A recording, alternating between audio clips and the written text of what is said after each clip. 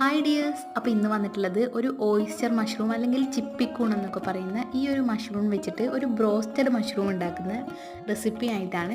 അപ്പോൾ അതുണ്ടാക്കാൻ വളരെ സിമ്പിളാണ്, എന്നാൽ നല്ല ടേസ്റ്റുമാണ്.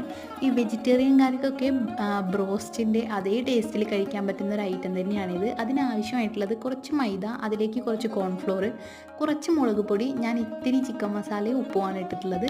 നന്നായി മിക്സ് ചെയ്ത് വെക്കുക. അതിലേക്ക് നമ്മുടെ മഷ്റൂം നന്നായിട്ട് കഴുകിയെടുത്തിട്ട് അതിലേക്ക് കുറച്ച് മസാലയൊക്കെ ഇട്ട് കൊടുക്കുക. മുളക് പൊടി, മഞ്ഞൾപ്പൊടി, മല്ലിപ്പൊടി, ചിക്കൻ മസാല, ഉപ്പ് എല്ലാം ചേർത്ത് നന്നായിട്ടൊന്ന് മിക്സ് ചെയ്ത് വെക്കുക. പിന്നെ ഒരു മുട്ട എടുത്തിട്ട് നന്നായിട്ടൊന്ന് ബീറ്റ് ചെയ്തിട്ട് ഈ മുട്ടയിലും അതുപോലെ തന്നെ നമ്മളുണ്ടാക്കി വെച്ചിട്ടുള്ള ഈ ഒരു പൗഡർ മിക്സിലും കൂടി ഒന്ന് 2 വട്ടം കോട്ട് ചെയ്തെടുത്ത് എണ്ണയിലിട്ടൊന്ന് പൊരിച്ചെടുത്ത് കഴിഞ്ഞാൽ നമ്മൾ ബ്രോസ്റ്റഡ് മഷ്റൂം റെഡി ആയിട്ട് കിട്ടും. ഒരു 10-15 മിനിറ്റ് ഒന്ന് ലോ ഫ്ലെയിമിലിട്ട് വേവിച്ചാൽ മഷ്റൂം നന്നായിട്ട് വെന്തും കിട്ടും. അടിപൊളി ടേസ്റ്റാണ്. ട്രൈ ചെയ്യാത്തവരൊന്ന് ട്രൈ ചെയ്യൂ.